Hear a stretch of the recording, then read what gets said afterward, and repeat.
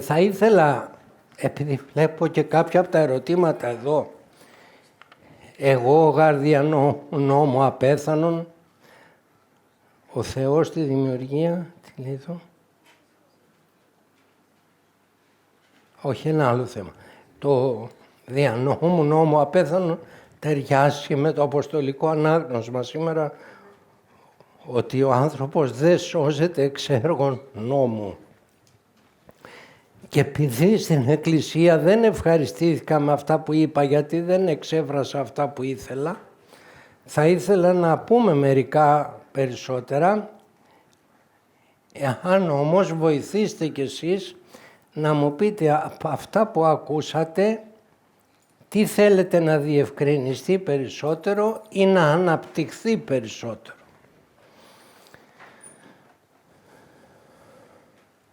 Όσοι είσαστε βέβαια στο ναό, γιατί οι υπόλοιποι δεν μπορεί να το... Ναι, για πάρτε μικρόφωνο. Αν θα θέλατε να μας αναπτύξετε το θέμα της κάθετης και της οριζόντιας πλευράς του Σταυρού. Η κατακόρυφη και οριζόντια κεραία. Μιλήσαμε για τη σχέση του ανθρώπου με το Θεό που είναι η κατακόρυφη και τη σχέση των ανθρώπων μεταξύ τους, αλλά υπό την προϋπόθεση ότι η κεραία, η οριζόντια, συναντάται με την κατακόρυφη.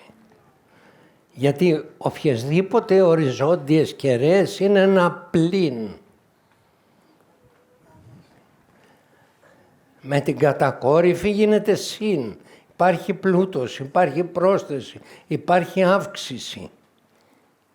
Με την οριζόντια χωρίς την κατακόρυφη έχουμε μόνο χάσιμο, μόνο πλήν. Και έχουμε τα παραδείγματα αυτά σήμερα τόσο δυνατά με την κατάσταση του κόσμου. Εάν εξετάσετε την ιστορία του κόσμου, την ιστορία των διαφόρων θρησκειών, αλλά και των διαφόρων οργανώσεων, ανθρωπιστικών οργανώσεων και λοιπών οργανώσεων, θα διαπιστώσετε ότι όλοι αυτοί επιδιώκουν να κάνουν καλά έργα. Ακόμη και οι μασόνοι ως φιλανθρωπική οργάνωση είναι γνωστή, ότι θέλει να κάνει καλά έργα. Τι έχει αποδείξει η ανθρωπότητα με την κατάστασή της? Ότι περνάει αυτός ο λόγος, περνάει στους ανθρώπους, γιατί οι άνθρωποι είμαστε πλασμένοι κατ' εικόνα Θεού και επιδιώκουμε και επιθυμούμε αυτό που θέλει ο Θεός. Ωστόσο όμως, εάν δεν γίνει κατά Θεόν αυτό, τότε στρέφεται αλλού και καταστρέφεται. Δηλαδή,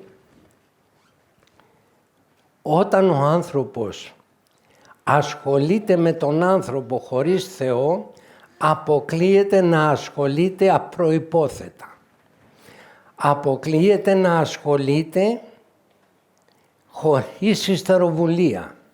Στην καλύτερη περίπτωση ασχολείται γιατί προβάλλεται το εγώ του, προβάλλεται ο εγωισμός του, προβάλλεται η προσωπικότητά του. Και δεν είναι λίγες οι περιπτώσεις που χρησιμοποιούνται τέτοιες δραστηριότητες, τέτοιοι οργανισμοί, τέτοιες οργανώσεις με το πρόσχημα της φιλανθρωπίας, της βοηθείας, της δημιουργίας κέντρων για μικρά παιδιά που έχουν μεσογειακή ανεμία, που έχουν καρκίνο, που έχουν εκείνο το άλλο. Ναι, για άτομα με ειδικές ανάγκες κλπ. Και από πίσω γίνεται η λαιλασία του κόσμου. Δηλαδή καταχρήσεις και όσα συνεπάγονται. Αλλά εγώ σας παίρνω την πιο αθώα πλευρά που είναι η επιδίωξη της φιλοδοξίας. Γιατί αποκλείεται άνθρωπος που δεν συνδέεται με το Θεό να γίνει τέλειος. Εάν υπάρχει ένας τέτοιος άνθρωπος, ο οποίος δεν έχει καμία αισθεροβουλία, είναι όλος απροϋπόθετη η ζωή του και αν δεν ξέρει το Θεό θα καταλήξει στο Θεό. Θα πάει εκεί. Αποκλείεται να μην πάει. Ναι, δεν υπάρχει περίπτωση. Άρα λοιπόν, χωρίς αυτή την κατακόρυφη σχέση, όλα μηδενίζονται. Και αυτό που είπε ο Άγιος Απόστολος Παύλος σήμερα, ότι δεν σώζεται ο άνθρωπος εξ έργων νόμου, έχει διπλή σημασία. Στην Εκκλησία είπαμε μόνο ότι και αν ακόμη τα επιτελέσει όλα και αν δηλαδή τα πιστέψει και τα πραγματοποιήσει, δεν σώζεται από αυτό και στερεζόμαστε σε αυτό που είπε ο ίδιος ο Άγιος Απόστολος Παύλος σε άλλη στιγμή, σε άλλο λόγο του, ότι στον ύμνο της αγάπης, εάν τες γλώσσες των ανθρώπων αλώ και των αγγέλων αγάπη δεν μη έχω, γέγονα χαλκός ηγών κλπ. Και αν ψωμίσω πάντα τα υπάρχοντά μου, εάν ταΐσω δηλαδή ο ίδιος εγώ όλο τον κόσμο και αν παραδώ το σώμα μου να καυθίσομαι κλπ. Δεν ωφελούμε. Δηλαδή όχι μόνο τη θεωρία αλλά και την πράξη να έχεις, εάν σου λείπει η σχέση, η λατρεία με το Θεό, είσαι ένας θρησκευόμενος άνθρωπος που είναι υπό προϋποθέσεις. Λίγο να τον τσουγκλίσεις, λίγο να τον εκτυπήσεις, θα εκραγεί. Δεν μπορεί ο άνθρωπος που δεν λατρεύει το Θεό να συμπεριφερθεί όπως ο Χριστός. Γι' αυτό μας κατέκτησαν αυτοί οι πατέρες μας. Μας κατέκτησαν την ψυχή, γιατί όπου και να τους ζουλήξαμε, όπου και να τους προγγίξαμε, όπου και να τους χτυπήσαμε, όπου και να τους αδικήσαμε, φερθήκαν όπως ο Χριστός. Αυτό δεν το βρίσκεις σε θρησκευόμενους. Και αυτή είναι η τεράστια διαφορά, που η εποχή μας δεν μπορεί να την ξεχωρίσει.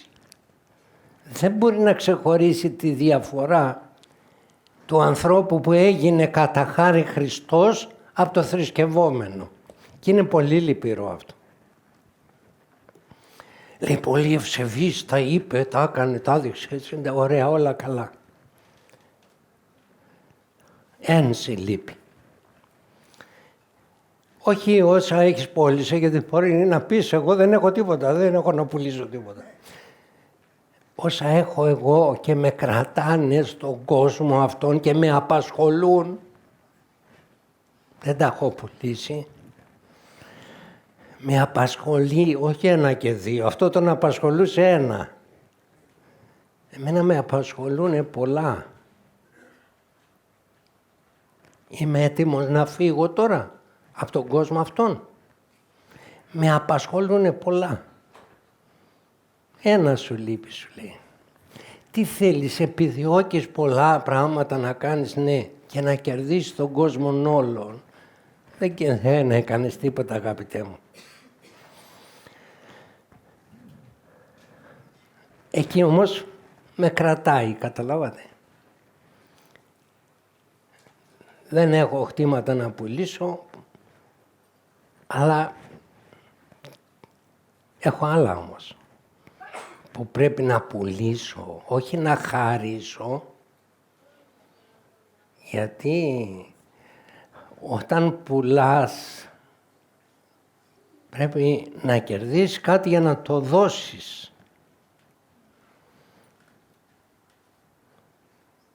Σου λέει πώλησον, γιατί δεν λέει ό,τι έχεις χάρισέ το. Γιατί μπορεί να μην αξίζει αυτό. Για πούλησε αυτό που έχεις μέσα σου. Πρώτα απ' όλα κοίτα, αυτό που σε απασχολεί και σε κρατάει και δεν σε αφήνει, έχει καμιά αξία. Για πούλησέ το να δούμε, το αγοράζει κανένας. Το αγοράζει κανείς. Το θυμό το δικό μου. Ποιος τον αγοράζει.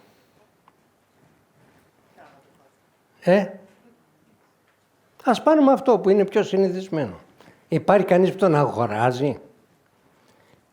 Να τον πουλήσω, να τον χαρίσω, τι να τον κάνω. Γιατί εγώ, δηλαδή δεν έχω περιουσία τελικά. Έχω θυμό. Πού τον βρήκα. Ο Θεός μου τον έδωσε. Αλλά για να τον πολλαπλασιάσω, να γίνω μακρόθυμος. Εγώ έγινα οξύθυμος για να τον πολλαπλασιάσω με το δικό μου τρόπο. Να τρυπάω τους άλλους και να κατακτώ. Βρήκα κι εγώ έναν τρόπο. Είμαι κι εγώ σκεπτόμενος άνθρωπος. Και απαντάει ο Θεός μας. Έγινε και ο βασίλειος εις εξ ημών. Γελάει. Γελάει. Ο καθένας από εμάς έλαβε από το Θεό τη δυνατότητα να κρίνει. Το θέμα είναι, μπορώ να κρίνω εγώ καλύτερα από το Θεό. Εντάξει, να κρίνω, έχω αυτή την ιδιότητα, αλλά τι θέλω αφού έκρινε ο Θεός. Και θα κρίνει τελικά τι έμεινε όρθιο από αυτά που δημιούργησε. Έτσι δεν είναι. Για πέστε μου. Τι θα πουλήσω λοιπόν. Θα πουλήσω τη μακροθυμία μου. Θα πρέπει δηλαδή να δουλέψω το θυμό μου, να τον κάνω μακροθυμία και τότε οι άνθρωποι θα θέλουν να τα αγοράσουν αυτό. Γιατί αυτό θέλουν οι άνθρωποι.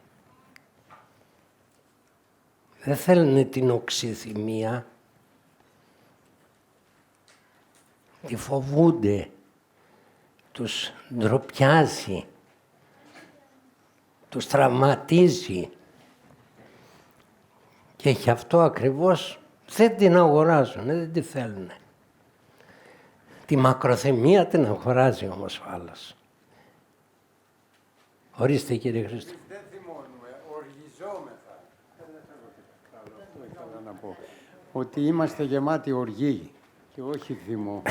Και ο Χριστός όταν είδε τους Φαρισαίους να τον ελέγχουν επειδή έκανε θεραπεία το Σάββατο, γράφει το Ιερό Ευαγγέλιο, περιβλεψάμενος αυτούς με τοργής.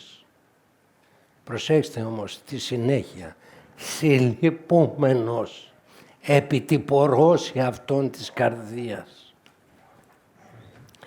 Η οργή του Θεού έπεφτε για να σπάσει, να διορθώσει την πόρωση. Η οργή αυτή είχε και θλίψη και η θλίψη του Θεού έχει αγάπη. Γιατί ο Θεός δεν τα έχει χωριστά αυτά όλα. Όλες τις ιδιότητες έχει μαζί. Στοργή, αγάπη, έλεγχος, δικαιοσύνη, πραότης. Όλα μαζί, ενωμένα.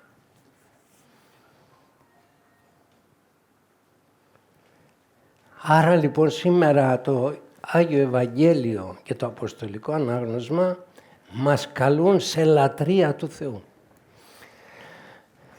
Λέμε, σε λατρεύω στο πρόσωπο που ο καθένας μας έχει αγαπήσει.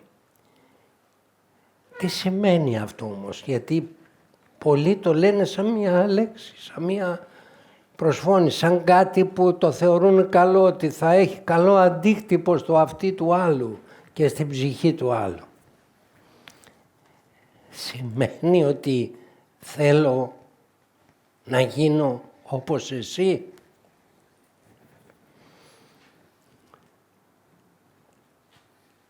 Είναι λόγια μόνο. Ο Άγιος Νεκτάριος έχει επιμείνει πολύ σε αυτό το σημείο και τονίζει συνεχώς, ετώνιζε στις μοναχές του και σε όλους εμάς. Δεν θέλω να κάνετε, λέει, προσευχήν, αλλά λατρεία. Γι' αυτό, λέει, σας ενέταξα ειδικές προσευχές, λατρευτικές προς την Παναγία, προς την Υπεραγία Θεοτόκου. Για να μην συνηθίσετε, λέει, τους άλλους κανόνες που είναι γραμμένοι στα βιβλία, που εξεμνούν τα ηρωικά κατορθώματα των Αγίων Μαρτύρων κλπ.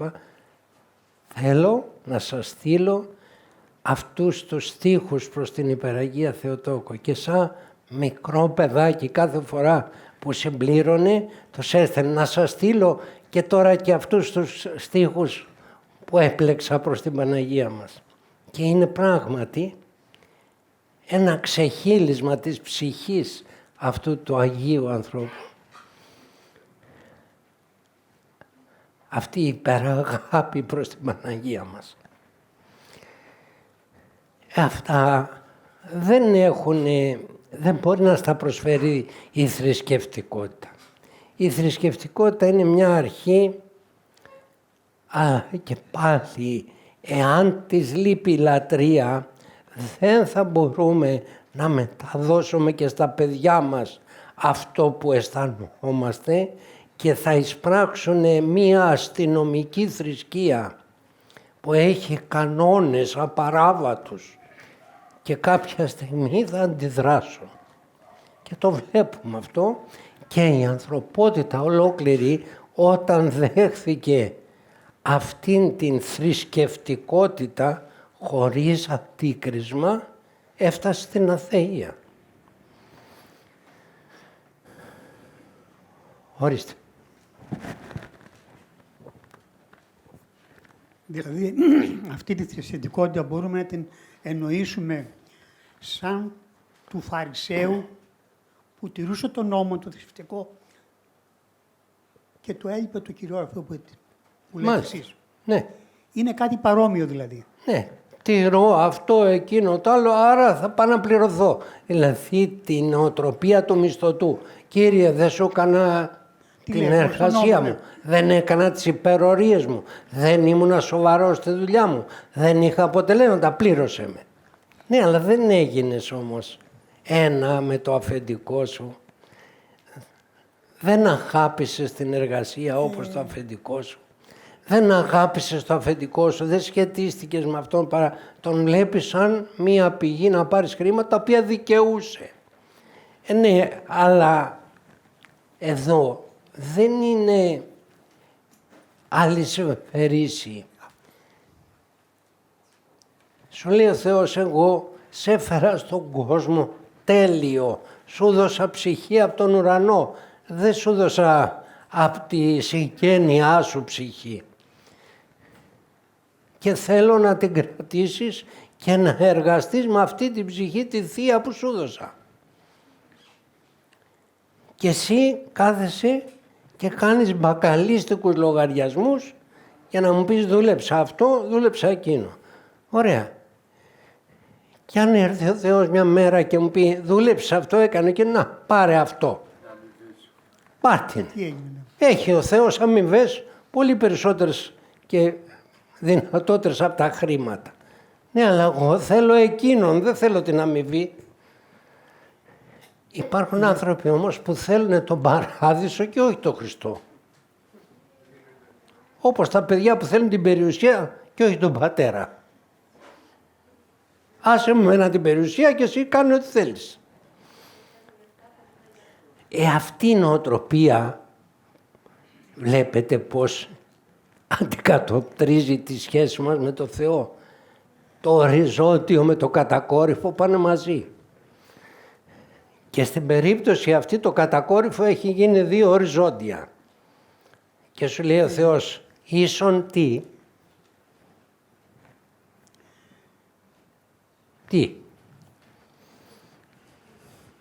Τι θα κάνουν τα δύο οριζόντια. Το ίσον θέλει δεδομένα. Έτσι δεν είναι, Στέλλα, τα μαθηματικά που σχολείσαι. Τι να πεις το ίσον, με τι ισούται. Το ίσον δεν ισούται με το ίσον.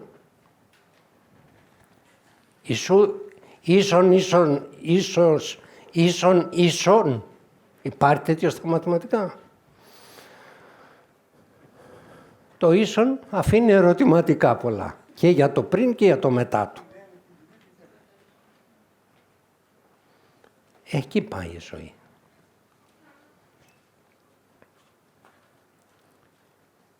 Γι' αυτό λοιπόν είναι πολύ σημαντικά αυτά που μας είπε ο Άγιος Απόστολος Παύλος. Δεν σώζεστε παιδιά, λέει, εξ έργων νόμου. Μα Κύριε μου λες να μην κάνω τα έργα που μου είπε ο Θεός. Δεν σου είπα να μην κάνεις τα έργα αυτά. Σου είπα να μην τα κάνεις σαν έργα. Αλλά να τα κάνεις τρόπο ζωής σου. Όχι να κάνεις φιλανθρωπίες, να γίνεις φιλάνθρωπος. Όχι να κάνεις τέλειες πράξεις, αλλά να γίνεις τέλειος. Έτσι δεν είναι? Άλλο πράγμα είναι να κάνεις καλές πράξεις, να κάνεις καλά, και άλλο να είσαι εσύ τέλειος. Η λατρεία δεν έχει ποτέ αυτοδικαίωση. Αφού λατρεύεις τον Θεό, δεν μπορεί να λατρεύεις και τον εαυτό σου. Και τελικά όποιος λατρεύει τον εαυτό του έχει αφεντικό πάλι. Αλλά κακό αφεντικό που δεν μπορεί να του αποδώσει τίποτα. Ορίστε. Ήθελα να σας ρωτήσω, η προσπάθεια τελικά, η αυτόβουλη προσπάθεια θα έλεγα, με κάτι παραπάνω από τον εαυτό σου, δεν επενείται υπό την έννοια ότι, εντάξει, ο μισθός αρχίζει από 1 ευρώ και φτάνει στο 1 εκατομμύριο και ούτε αποβλέπεις σε κάποιο μισθό, αλλά το ότι έχεις βάλει τον εαυτό σου σε ένα καλούπι, σε ένα αυτό, ότι αυτό θέλει ο Θεός, θα το κάνεις. Και σιγά σιγά σου γίνεται έξις, σου γίνεται συνήθεια, απαλλάσσεσαι από εξωτερικά ερεθίσματα. Και... Θα σας πω ένα παράδειγμα να καταλάβετε αυτό που ρωτάτε τι σημαίνει. Ναι. Εγώ είμαι υγιής και ξαφνικά παθαίνω κατάγματα. Και πάω, πονάω, υποφέρω. Οι γιατροί μου βάζουν γύψο, μου κάνουν ίσως και εγχείρηση κλπ. Και μετά από όλα αυτά, αφού περνάνε αρκετοί μήνες, μπορώ και περπατάω και συμπεριφέρομαι υγιώς όπως πριν.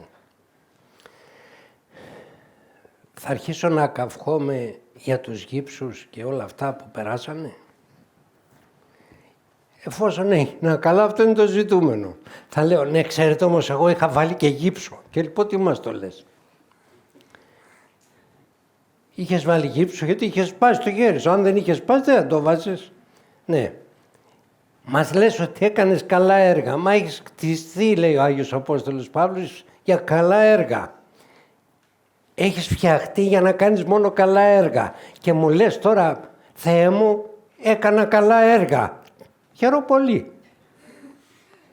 Μα γι' αυτό σε έφτιαξα. Είναι κατόρθωμα. Όταν εγώ σε έχω φτιάξει για να κάνεις μόνο το καλό και εσύ έκανες μέχρι χθες το κακό και σήμερα αποφάσισες, αφού πίεσες τον εαυτό σου, πόνες κλπ, να κάνεις το καλό. Ωραία. Έγινες καλός. Τι άλλο θέλεις τώρα? Εδώ είμαι. Δεν καταλαβαίνουμε τη διαφορά που έχει το να γίνεις καλά από το να είσαι άρρωστος και να θεωρείς το ότι έγινες καλά κατόρθωμα.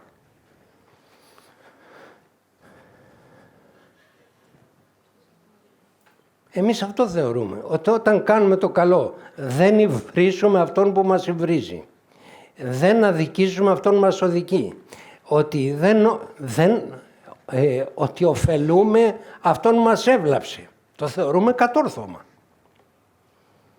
Ο Θεός δεν το θεωρεί κατόρθωμα, είναι Θεός γι' αυτό. Είναι φυσική του λειτουργία το να κάνει το καλό. Δεν κάνετε να λέει τώρα εγώ έκανα το καλό. Βλέπετε ποια είναι η διαφορά.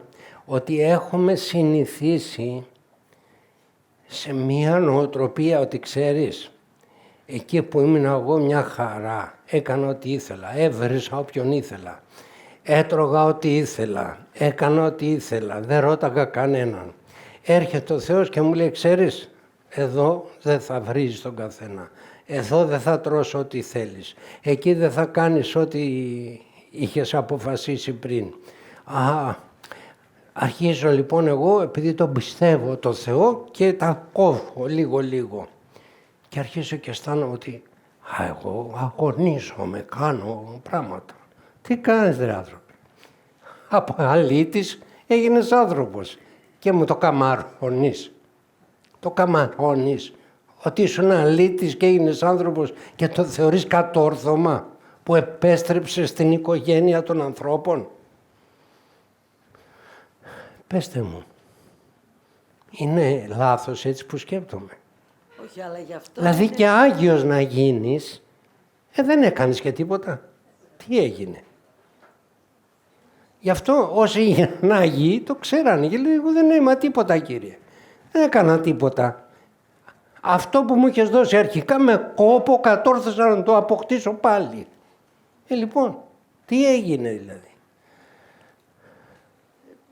Πώς θα συγκεντρωθούμε, παππούλη, πώς θα... Τώρα τι να σας πω, εγώ δεν μπορώ να σας συγκεντρώσω, μόνο προσπαθώ να σας αποτοξινώσω από αυτά που θεωρούμε φυσικά και είναι αποτέλεσμα μιας θρησκευτικότητος χωρίς λατρεία ψυχής.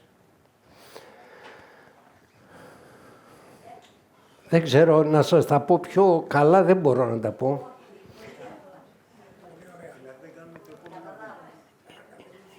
Δεν μπορώ να σας τα φυτέψω, να σας τα πλουστεύσω, να σας τα πω.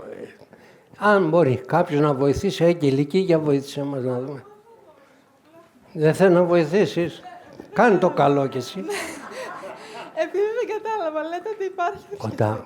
ότι υπάρχει θρησκευτικότητα χωρίς λατρεία. Αυτό Ναι. το διαπιστώνουμε. Το θέμα είναι ότι δεν μπορείς να πατήσεις ένα κουμπί και να... Μα γι' αυτό σήμερα δεν υπάρχει και λατρεία ούτε στα ζευγάρια. Έχετε δει λατρεία? Λόγια λατρείας λένε, αλλά έχεις δει ερωτευμένους πραγματικά? Εγώ ποτέ μου. Λοιπόν, ποτέ σου, μπράβο. Όχι, νομίζω ποτέ. Λοιπόν, τι θέλεις τώρα?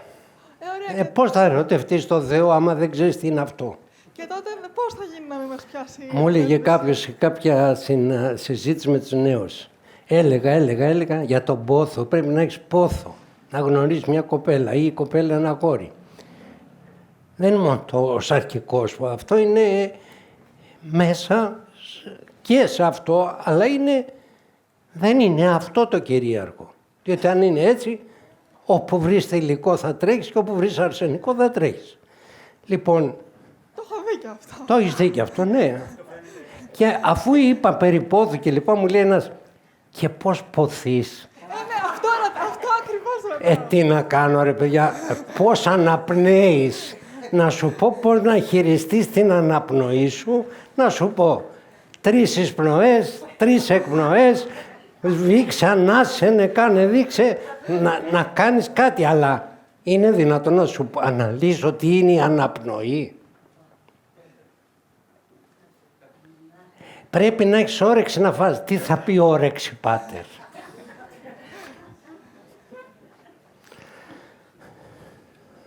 Πιο εύκολα θα σας πω ποια είναι η γυναικεία ψυχολογία παρά αυτά. Ναι, ορίστε, Χριστιανά. Οι άνθρωποι που είναι πολύ χάλια καμιά φορά ξέρουν την αλήθεια. Νομίζω ότι μια καλή αρχή είναι από σκουλίκι να γίνεις κάτι σε σκυλάκι ή γατάκι. Τα σκυλάκια και τα γατάκια είναι υπάκουα. Είσαι υπέρ της εξελίξεως εσύ. Πού είναι ο κύριος Βουγάς να μας μαλώσει? Λένε ένα ευχαριστώ με τον τρόπο τους και αρχίζουν και αγαπάνε. Αν το κάνουμε κι εμείς αυτό, από εκεί και πέρα και είμαστε υπάκουοι όπως αυτά τα ζωάκια, ο Θεός θα δώσει σιγά σιγά. Αυτή είναι η άποψή μου, εγώ τουλάχιστον έτσι το ζω. Πόσους αιώνες σκέφτεσαι να ζήσεις εδώ επί της γης? Όχι. Από σκουλίκι να φτάσουμε να γίνουμε άνθρωποι. Χρειάζεται να συντομευτεί αυτή η διαδικασία. Α, Εννοώ να κάνουμε γίνει σαν εξέλιξη το γατάκι, σύντομη. το σκυλάκι. Ναι, αυτό.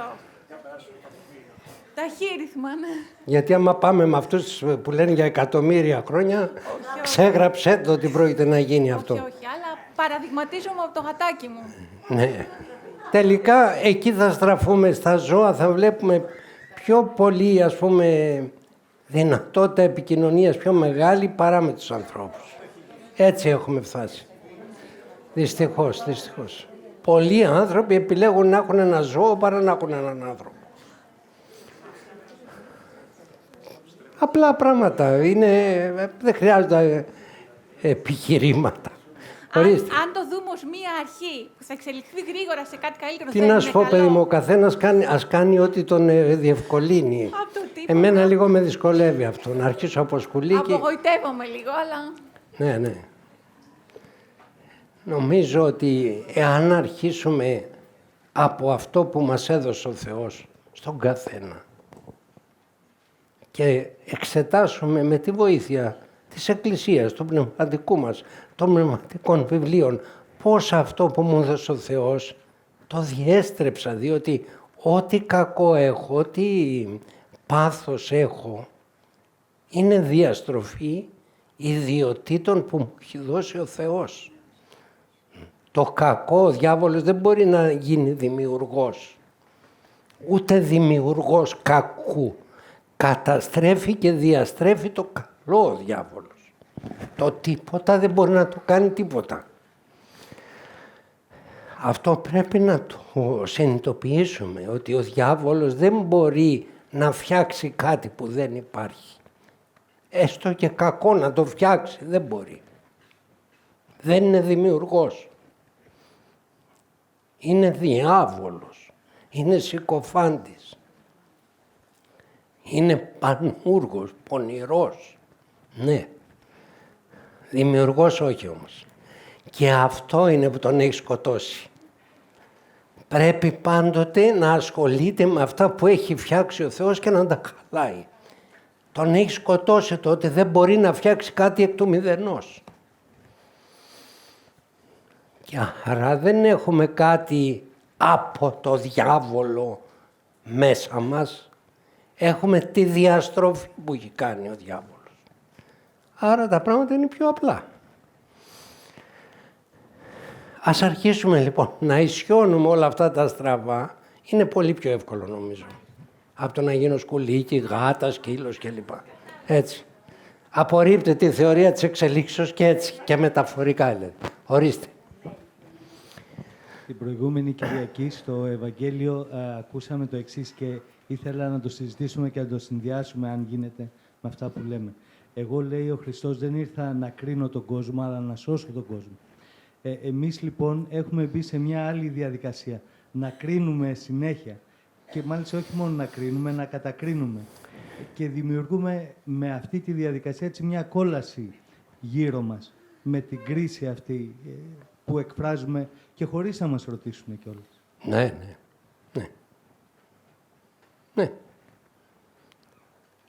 Θα κρίνει στο τέλος. Ζώντας και νεκρούς. Ζώντας και νεκρούς θα κρίνει. Δεν θα πεθάνουν όλοι. Όχι. Δεν θα πεθάνουν όλοι. Όλοι θα αλλάξουμε όμως. Κατά τη Δευτέρα Παρουσία, όσοι είναι εν ζωή, θα αλλάξουν. Δεν θα πεθάνουν, θα αλλάξουν από το φθαρτό στο άφθαρτο. Γι' αυτό λέει ο Άγιος Απόστολος Παύλος, ότι δεν θα πεθάνουμε όλοι, αλλά όλοι αλλαγισόμεθα. Όλοι θα αλλάξουν. Από το φθαρτό στο άφθαρτο. Θα αρπαγούν εις απάντηση του Κυρίου εις αέρα. Εκεί θα γίνει η αλλαγή. και ο Κύριος μας εις αέρα απέβαλε το να θέλει να ενεργεί τα αδιάβλητα πάθη, εκεί πάνω. Όχι επί της γης, αναλαμβανόμενος στον ουρανό, κατήργησε αυτό που θέλησε να κάνει όταν έγινε άνθρωπος, να ενεργεί τα αδιάβλητα πάθη. Και γι' αυτό μετά την Ανάσταση έφαγε. Δεν είχε αποβάλει ακόμη, τα απέβαλε. Και γι' αυτό και η ακολουθία της Θείας Μεταλήψεως λέει σε ένα σημείο ο δια της ενσάρκου αναλήψεώς σου της σαρκός Θεώσας το πρόσλημα. Τότε απέβαλε κάθε τι που ενεργούμε εμείς. Εις απάντες του Κυρίου λοιπόν εις αέρα θα γίνει αυτή η αλλαγή.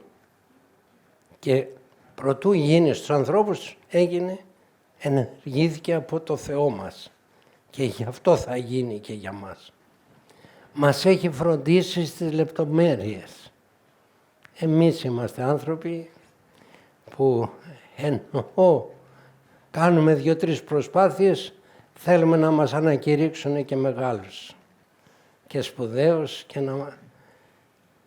να μας πούν ότι ναι παιδί μου, είσαι σπουδαίος. Το κάνει και αυτό ο Θεός. Ενώ επιστρέφουμε σε αυτό που μας είχε δώσει αρχικά, σου λέει σε στεφανώνω. Γιατί να με στεφανώσεις, Κύριε? Τι έκαμα που δεν μου το έδωσες? Έκανα κάτι, έγινα αυτοθεός, πέτυχα με δικές μου δυνάμεις χωρίς εσένα κάτι? Γιατί με στεφανώνεις? Γιατί είμαι Θεός, λέει. Γι' αυτό διαφέρουμε.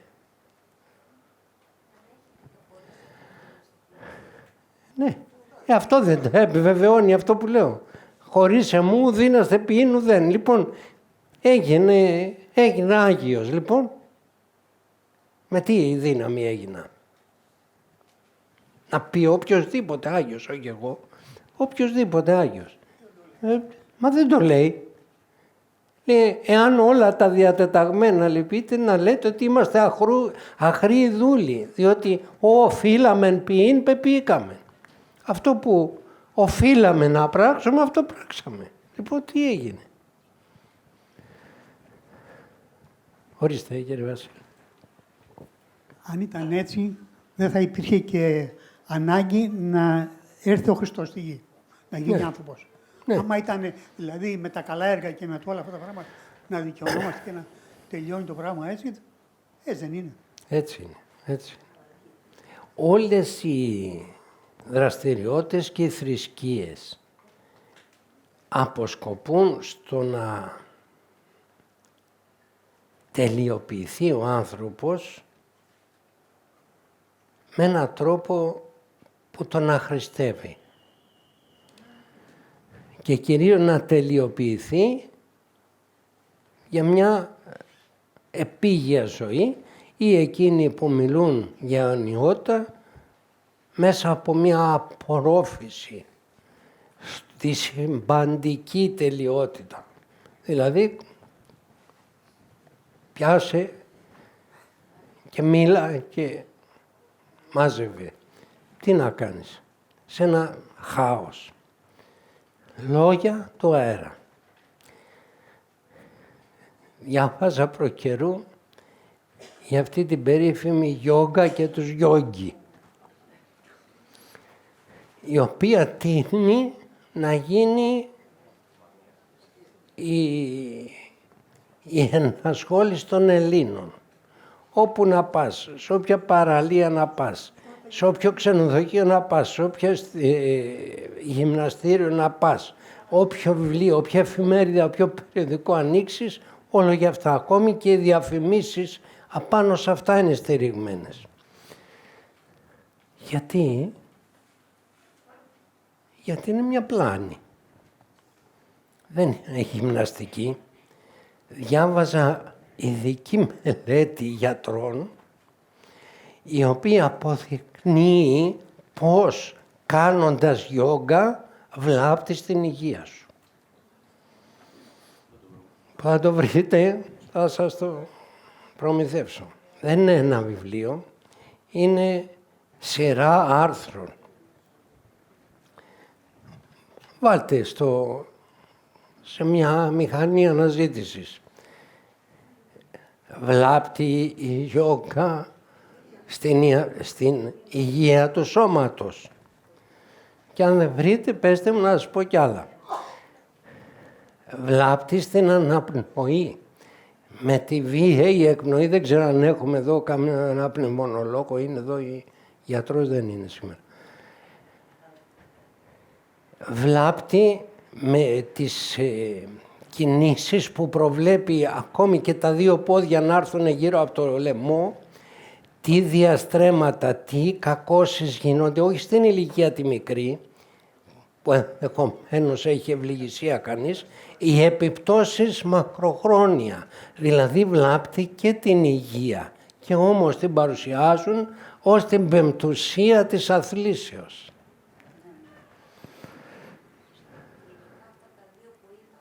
Ναι. Ναι. Σας είπα δύο βασικά που είναι τα πιο συνηθισμένα, γιατί έχει πάρα πολλές ασκήσεις η γιόγκα, αλλά είναι όλες έτσι. Και από ποια θεωρία προέκυψε? Από τη θεωρία, θρησκεία βέβαια, ινδική περισσότερο, που θεωρεί και τη ζωή και το θάνατο ότι είναι κακά, ότι είναι όλεθρος. Και γι' αυτό ίσως και οι ασκήσεις αυτές αποσκοπούν στην κακοποίηση του σώματος, και επειδή δεν μπορούν να ξεπεράσουν και το θάνατο και όλα αυτά, προσπαθούν να τα προσεγγίσουν με άλλους τρόπους. Φερρυπίν, μειώνοντας την ανάγκη της αναπνοής μέχρι σημείο που να κρατούν την αναπνοή τους για ώρες. Κρατάνε δηλαδή τον οργανισμό σε πολύ μεγάλη καταστολή, σαν να παίρνουν φάρμακα ειδικά. Φανταστείτε τώρα αυτό τι επιπτώσεις έχει επάνω στην υγεία. Πώς έχεις έναν άνθρωπο, τον καταστέλεις με φάρμακα και ίσα ίσα αναπνέει. Ίσα ίσα δεν μπορείς να το καταλάβεις εσύ, πρέπει να το δεις στα όργανα. Έτσι γίνεται με αυτές τις ασκήσεις. Τελικά ούτε το πνεύμα ούτε το σώμα βοηθούνται. Κι όμως όλοι αυτοί ενδιαφέρονται για τον άνθρωπο. Σου λέει, είναι στην υπηρεσία του ανθρώπου, στην αυτοσυγκέντρωση, στο να αδειάσεις το μυαλό σου από κάθε έννοια. Να μπορεί ο διάβολος δηλαδή να σου βάζει τα πάντα, διότι έχουμε πει πολλές φορές ότι τα 80 και πλέον τις 100 των σκέψεων μας δεν είναι δικές μας. Διότι ο άνθρωπος ήταν κάτω και δεν σκέφτεται τίποτα. Τούρχονται. Γιατί ο διάβολος όταν δει ότι δεν σκέφτεσαι, σου βάζει αυτό σκέψεις. Δεν μένει όπου δει έλλειψη εργασίας, τρέχει και προσφέρει, είναι εργοδότης. Ναι, δεν θέλει να κάθεται κανένας, γιατί ούτε ο ίδιος μπορεί να κάτσει πουθενά. Δεν αναπαύεται. Του σκύλου η ουρά και ο διάβολος δεν αναπαύονται με τίποτα. Γι' αυτό έχει ουρά και ο διάβολος. Ορίστε. Να πούμε και κανένα αστείο για να μην τα πάρετε βαριά και μετά μου πάθετε τίποτα. Καταρχάς, Ορίστε. δεν υπάρχει καλύτερο πράγμα από το να κάνει κανείς να διαβάσει ένα ιστορικό βιβλίο ή να διαβάσει την Παλαιά Διαθήκη ή την αρχαιολογία. Δεν υπάρχει καλύτερο πράγμα από ένα ιστορικό βιβλίο ή να λύσει ένα μαθηματικό πρόβλημα, ή να μάθει μια ξένη γλώσσα. Άμα θέλει να ασκηθεί, Καλύτερη δηλαδή. γυμναστική για τον εγκέφαλο είναι αυτά. Έτσι.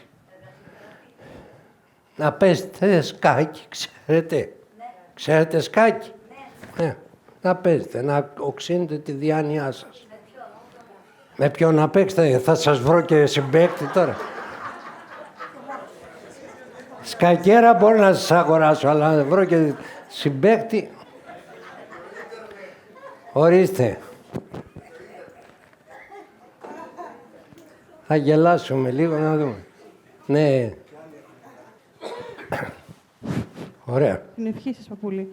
Εγώ θα ήθελα λίγο να συζητήσουμε σχετικά με την κρίση και την κατάκριση, γιατί στην καθημερινότητα, προσωπικά τουλάχιστον, εγώ έχω μια δυσκολία με την έννοια ότι πιστεύω ότι υπάρχει μια λεπτή ισορροπία να ξεφύγουμε από το ένα και να πάμε στο άλλο. Θεωρώ ότι η κρίση είναι κάτι που πρέπει να την έχουμε. Δηλαδή, γίνονται διάφορα γεγονότα, τα βλέπουμε, τα αξιολογούμε και τα κρίνουμε. Όχι με την έννοια να τα χαρακτηρίσουμε πάντα. Ναι, η κρίση είναι στοιχείο του κατ' δεν είναι κάτι εκτός του Θεού. Όταν κάποια γεγονότα είναι αρνητικά και τα κρίνουμε, δηλαδή, για παράδειγμα, συναναστρεφόμαστε κάποιον στη δουλειά μας, από κάποιους φίλους και έχουμε παράδειγμα ότι αυτός ο άνθρωπος κλέβει. Το ξέρουμε, είναι γεγονός. Εάν γυρίσουμε και στον εαυτό μας και στα παιδιά μας και σε ανθρώπους έτσι που τους αγαπάμε και πάνω σε συζήτηση, τους πω ότι πρόσεξε, αυτός ο άνθρωπος είναι κλέφτης. Καλό είναι όταν συναναστρέφεσαι μαζί του να τον προσέχεις. Δηλαδή με το να το πούμε ότι είναι κλέφτης κάνουμε κατάκριση. Μισό λεπτό. Συγγνώμη, είναι λίγο ακραίο, αλλά επίτηδες το λέω έτσι. Το να έχω εγώ κάποιον στη δουλειά μου που κλέβει και να πάω να πω στα παιδιά μου πρόσεχε αυτόν γιατί κλέβει, δεν πρόκειται τα παιδιά μου να έρθουν στη δουλειά μας, στο σπίτι μας, να αναστρεφόμαστε με κάποιον άνθρωπο. Εάν αυτός ο άνθρωπος κινδυνεύει να παρασύρει και άλλους, θα ειδοποιήσουμε. Αυτό το λέει και ο Μέγας Βασίλειος. Θα προφυλάξουμε κάποιον. Αυτός ο άνθρωπος όλο δανείζεται χρήματα, σκορπάει, δεν επιστρέφει ποτέ τίποτα και είναι τυχοθιώκτης. Να ξέρετε να μην τον ενισχύετε. Άλλο αυτό. Και άλλο πράγμα είναι, και βεβαίως θα το πούμε και στον ίδιο, τι είναι αυτό που κάνεις. Πας να ζητήσεις χρήματα από έναν οικογενειάρχη που ίσα ίσα τα φέρνει βόλτα και επειδή είναι χριστιανός σε λυπάται και σου δίνει. Δεν βλέπεις τι κάνεις εδώ. Εγώ θα ειδοποιήσω τους ανθρώπους που είναι εδώ πέρα τουλάχιστον να ξέρουν τι κάνεις. Θα το πω στον ίδιο και στον ίδιο. Και βεβαίως θα προστατεύσω κι άλλους. Τώρα αν πάω σε μια άλλη πόλη και λέω, ξέρεις τη δουλειά μου είναι αυτός που κλέβει. Τι νόημα έχει αυτό. Δεν έχει νόημα, δεν μπορεί να γίνει τίποτα εκεί πέρα. Εάν στην άλλη πόλη πρόκειται να μετατεθεί σε αυτή την εργασία κλπ. Θα τον ειδοποιήσω. Θα τον προειδοποιήσω. Δηλαδή να υπάρχει λόγος αυτό που θα γίνει. Όχι έτσι κουτσομπολιό.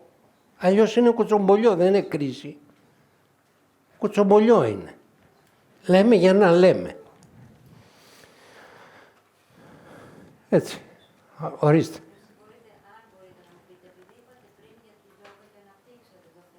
Τώρα δεν ήταν το θέμα γιόγκα, δεν ξέρω πώς ήρθαμε εκεί πέρα λίγο. Παρένθεση ήταν. Μια μικρή παρένθεση στην παρένθεση. Επειδή ακούγεται πάρα πολύ τώρα τελευταία μια άλλη γυμναστική, πιλάτες. Πιλάτες πάει μαζί με τη γιόγκα. Πάει μαζί με τη γιόγκα, εντάξει. Αυτό είναι και αυτή αποτέλεσμα θρησκείας. Είναι πρακτική θρησκείας. Όπως οι οδηγίες του Θεού μας έχουν και πρακτική εφαρμογή, έτσι και αυτά. Όλα. Είναι ένα κατεβατό, κάθε τόσο βγαίνουν καινούργια ονόματα και σε λίγο θα έρχονται και με καμουφλάζ για να εξαπατούν. Όλες οι κινήσεις της γιόγκα είναι επικλήσεις και επικλήσεις σε άψυχα ή σε όντα του ζωικού βασιλείου. δεν είναι καμία κίνηση, έστω και αν στη διδάσκει ο κατηχητής σου που λέει ο λόγος, σαν γυμναστική, οι κινήσεις αυτές οι προγραμματισμένες είναι μέσα από τις οδηγίες θρησκείας. Τελετουργικό είναι, δεν είναι απλή γυμναστική. Ναι, ναι. Ναι.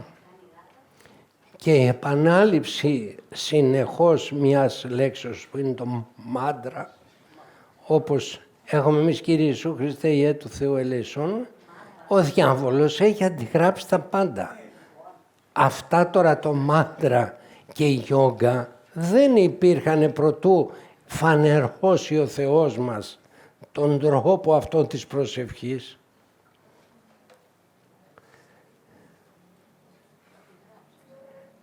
Δεν μου λέτε, διάβαζα κάπου ότι οι θεωρίες αυτές για τη γιόγκα και την θρησκευτικότητα που τη συνοδεύει είναι, λέει, 6.000 ετών.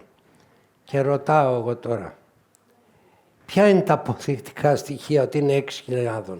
Επειδή είναι 3.000 η ιστορία της Ελλάδος και ταυτόχρονα αυτά που μας διασώσει η μυθολογία της Ελλάδος διασώζει τα μήματα της Παλαιάς Διαθήκης. Άρα η Παλαιά Διαθήκη είναι παλαιότερα των 3.000 ετών, διότι έχει μέσα το μύθο του κατακλυσμού του Δευκαλίωνος και της Πύρας, που είναι ο κατακλυσμός του Νόε, που σημαίνει ότι αυτά τα αντέγραψαν την Παλαιά Διαθήκη, η οποία προηγήθηκε. Και σου λέει, αφού είναι 3 και πλέον χιλιάδες χρόνια αυτά, 6 είναι ο Ινδουισμός. Και κάτσε, πού είναι τα χειρόγραφά σας? 6.000, ποια είναι η πληροφορία σας? Έτσι δηλώσατε. Πού είναι γραμμένα αυτά? Δεν σκέφτεται κανείς να κάνει αυτή την ερώτηση. Γιατί? Το χάβουν όλοι. Το γράφει, λέει, το ίντερνετ, το γράφει η Wikipedia, το γράφει... Τι λες, μωρέ? Και ποιος την έγραψε αυτή? Ο κάθε χάρπαστος γράφει ό,τι θέλει εκεί πέρα. Ό,τι θέλεις. Μέχρι πρότινος λέγανε στην Ελλάδα είσαι ό,τι δηλώσεις. 6.000 χρόνια είναι ο Ινδουισμός. Με ενδιαφέρει να μάθω πώς βρέθηκε αυτή η χρονολογία. Αφού βρεθήκαν δισεκατομμύρια χρόνια βέβαια δημιουργίας του κόσμου, ήταν δυνατόν να μην βρεθούν 6.000 για τους Ινδούς? Καταλάβατε ποια επιστημονική εποχή διερχόμεθα και πόσο πρέπει να διαρωτάστε ακόμη και για το ψωμί αν προέρχεται από το στάρι. Γιατί το μυρίζεις, το βλέπεις, αλλά δεν ξέρεις από τι έγινε.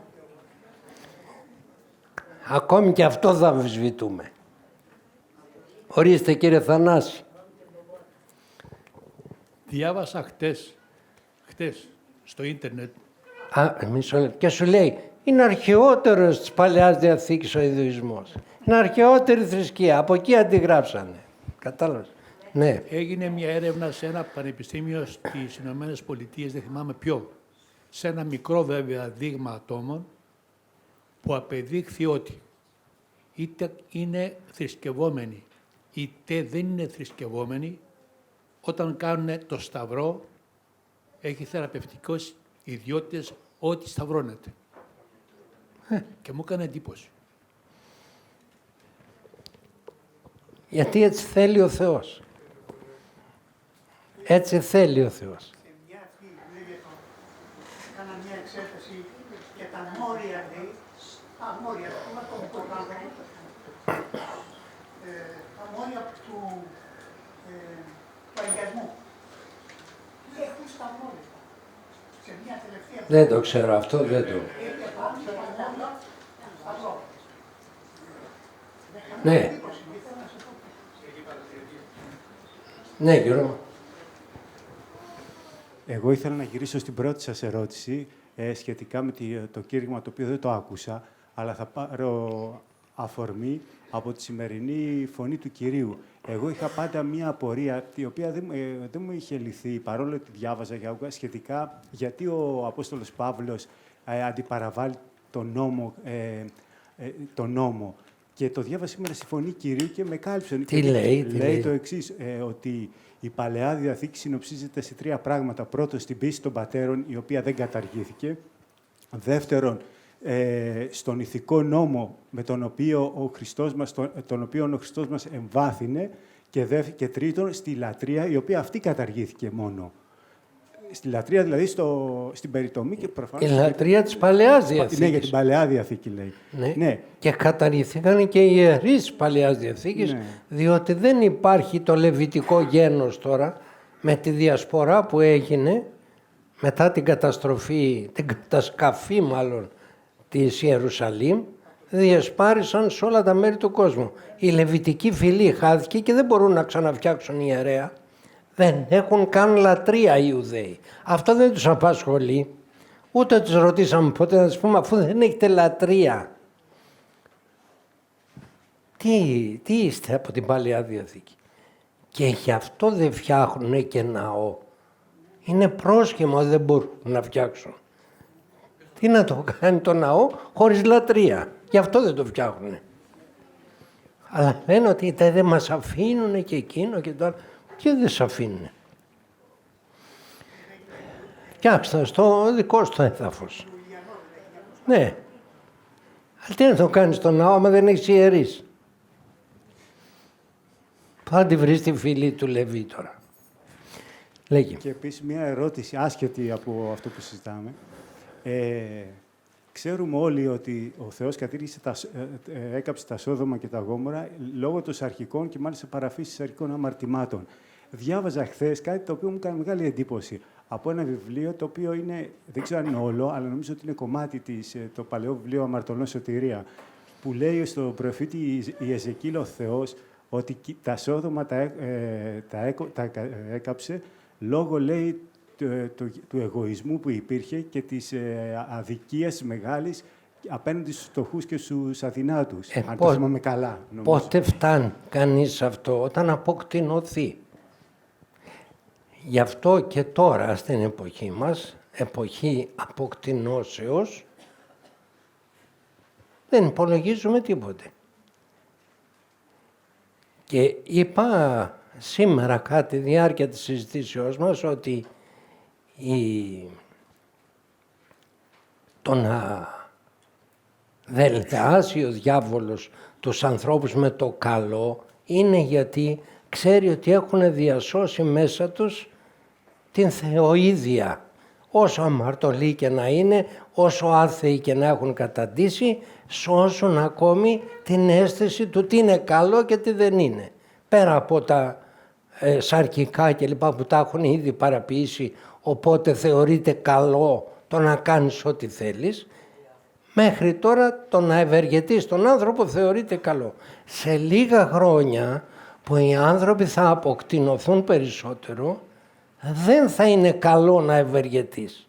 Και ο διάβολος τότε θα λατρευθεί όπως είναι, επειδή είναι κακός.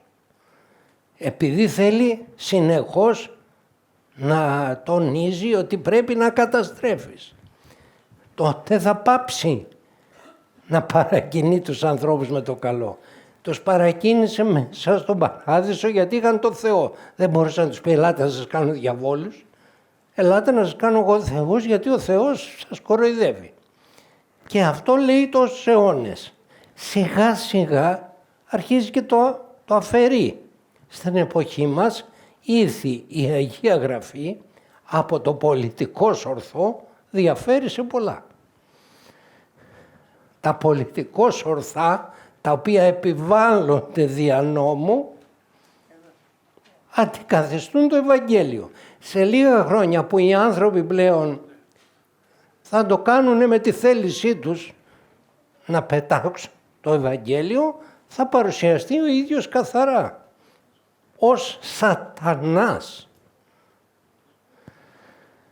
και θα λατρεύσουν το σατανά και θα λατρεύσουν, λέει ο Άγιος Ιουστίνος ο Πόποβιτς, Θα έρθει η εποχή που θα λατρεύσουν τον Ιούδα παντού. Θα θεωρηθεί ο μεγαλύτερος ευεργέτης της ανθρωπότητας ο Ιούδας. Γιατί αυτός εσκότωσε αυτόν που παρουσιαζόταν ως Θεός. Όχι, καθαρά, με κέρατα και ουρά. Δεν βλέπετε ήδη τραγουδιστές και οπαδούς τους που βάζουν ουρές και κέρατα κλπ. Αυτοί έχουν παραδοθεί τελείως εσωτερικά. Όπως έλεγε ένας Άγιος γέροντας της εποχής μας, όταν δεις παιδί μου να έχει νώνεται ένας άνθρωπος, μια κοπέλα ή ένας άνδρας αυτό, να ξέρεις ότι έχει γυμνωθεί η ψυχή του πρώτα. Δεν πετάς τα ρούχα όταν η ψυχή σου είναι στολισμένη. Εδώ ο Απόστολος Πέτρος που είχε βγάλει την μπλούζα του όταν ήταν στο καράβι, μόλις άκουσε από τον Άγιο Ιωάννη ότι ο Κύριος εστί, έβαλε τον επενδύτη, έβαλε την μπλούζα του γιατί ήταν γυμνός από τη μέση και έπεσε στη θάλασσα. Που στη θάλασσα πέφτουμε γυμνοί, δεν πέφτουμε με ρούχα. Τέτοιο σεβασμό είχε. Και εμείς τώρα δινόμαστε όπου να είναι. Ορίστε. Του Σατανά, ναι. Αυτό θα γενικευθεί. Αν αφήσει ο Θεός τα πράγματα έτσι. Ναι. Ορίστε. Γιατί ο Χριστός είπε ευρίσκονται μερικοί ή γεύσονται θανάτου. Γιατί έκανε αυτή τη διάκριση και ποιοι είναι αυτοί? Οι Άγιοι. Εσύ την Οι Άγιοι είναι αυτοί που προτού γευθούν το θάνατο, θα δουν αισθητά τη Βασιλεία του Θεού. Γιατί ο Άγιος πρώτο Μάρτης Στέφανος προτού το λιθοβολήσουνε, δεν είπε βλέπω ανεωμένους τους ουρανούς και των ιών του Θεού καθήμενων εκ δεξιών του Πατρός. Τι είναι αυτό? Δεν είναι θέωσης. Δεν είναι η εμπειρία του όρου Σταβόρ θέωσης των τριών μαθητών. Ναι. Όχι μη γεύσονται θανάτου. Έως ανίδωση. Δεν θα γευθούν θάνατο μέχρι να δουν αισθητά τη Βασιλεία του Θεού. Και μετά θα πεθάνουν. Έως ανίδωση. Δεν είπε δεν θα πεθάνουν. Αλλά μέχρι να πεθάνουν, δεν θα πεθάνουν αν δεν δουν τη Βασιλεία του Θεού εν τη δόξη αυτής. Αυτή είναι οι Άγιοι. Έτσι, ορίστε. Την ευχή σας. Στο συγκεκριμένη περίπτωση δεν μπορεί να εννοεί ότι μέχρι να εγκαθιδρυθεί η Εκκλησία, δηλαδή με την κάθοδο του Αγίου Πνεύματος στην Αγία Πεντηκοστή, ότι ήρθε τότε η Βασιλεία του Θεού επί της γης. Να το εννοεί και έτσι. Καλά, αυτό είναι πολύ περιορισμένο και τοπικό και ιστορικό. Αλλά αυτό, ο λόγος του Κυρίου μας, δεν έχει ποτέ εποχιακή εξήγηση. Μπορεί να είναι και αυτό, αλλά το κυριότερο είναι ότι εννοεί για όλες τις γενναίες. Όπως είπε ότι «Όμοι παρέλθει η γενεά αυτή, ως αν πάντα ταύτα γέννηται». Δεν εννοούσε τη γενεά τη δική του, της εποχής του μόνο, αλλά και εξηγούν οι Άγιοι Πατέρες ότι εννοεί την γενεά των χριστιανών. Δεν θα εξαλειφθεί ο χριστιανισμός έως ότου όλα αυτά γίνουν. Οπότε έχει και αυτή τη σημασία, αλλά κυρίως την διαχρονική, αυτή που αφορά σε όλους τους Αγίους. Δεν μπορεί δηλαδή να γίνει κάποιος Άγιος χωρίς να έχει την εμπειρία του ακτίστου φωτός που μας έχει περιγράψει και στην εποχή μας κοντά ο Άγιος Σεραφείμ το Σαρόφ. Αυτή η εμπειρία πρέπει να προηγηθεί, αλλιώς δεν είναι Άγιος κανείς. Μέχρι και την ώρα του θανάτου, αλλά πρέπει να προηγηθεί. Δηλαδή οι Άγιοι ξέρουν πού πάνε. Ο Καζαντζάκης έγραφε αναφορά στον Γκρέκο που λέει «Πού πάμε, πού πας, πού πας» του λέει. Ήταν ένας κοτζαμπάσης που ήταν ετοιμοθάνατος. Και λέει «Πού πας τώρα?» «Πάω στα Κουτουρού», λέει. Έτσι πάει οι περισσότεροι άνθρωποι. Πεθαίνουν στα Κουτουρού, δεν ξέρουν πού πάνε και πού θα βρεθούνε. Φανταστείτε έναν άνθρωπο που έχει μάθει να του κάνουν υποκλήσεις, μετάνοιες, να τον υπηρετούν, να στέκονται κλαρίνο όποτε περνάει, να μην του έχει λείψει τίποτα, να μην έχει καμία επιθυμία ανεκπλήρωτη, να μην έχει γνωρίσει ποτέ το Θεό κλπ. Και ξαφνικά να πεθάνει. Δεν χρειάζεται άλλη κόλαση. Μόνο την ώρα αυτή, αυτού του ανθρώπου να σκεφτεί κανείς, που θα βρεθεί σε μια πραγματικότητα που δεν έχει καμία σχέση με αυτά που ασχολείται τόσα χρόνια, δεν θέλεις άλλη κόλαση. Ρωτήσανε κάποτε τον Άγιο Χρυσόστομο, λέει, αυτό που είπατε, λέει, ότι ένας φτωχός που αγιάζει, το καταλαβαίνουμε ότι μπορεί να το αναπληρωθούν όλα αυτά που έχασε τα υλικά. Ένας φτωχός όμως που κολλάζεται, έχασε και αυτή τη ζωή και τη μέλουσα. Δεν είναι αδικία? Λέει, αδερφέ μου, άκουσε με. Ένας άνθρωπος πλούσιος που έχει απολαύσει τα πάντα, που δεν του λείψε τίποτε, φαντάζεσαι τι κόλαση είναι να βρεθεί στην κόλαση. Ενώ ένας φτωχός πάντοτε ήταν στο περιθώριο, ρακένδυτος, δεν είχε να φάει κλπ. Η κόλαση θα του φανεί πολύ πιο ελαφρά από την άλλη. Ακόμη δηλαδή και ο ασεβής φτωχός ωφελείται, γιατί ο Θεός είναι δίκαιος. Πέσανε βαριά. Να σταθούμε όσο εδώ λοιπόν και την Πέμπτη το βράδυ στην αγρυπνία μας, 9 το βράδυ. Διευχών των Αγίων Πατέρων ημών, Κύριε Ιησού Χριστέ ο Θεός, ελέησον και σώσον ημάς. Καλή Κυριακή.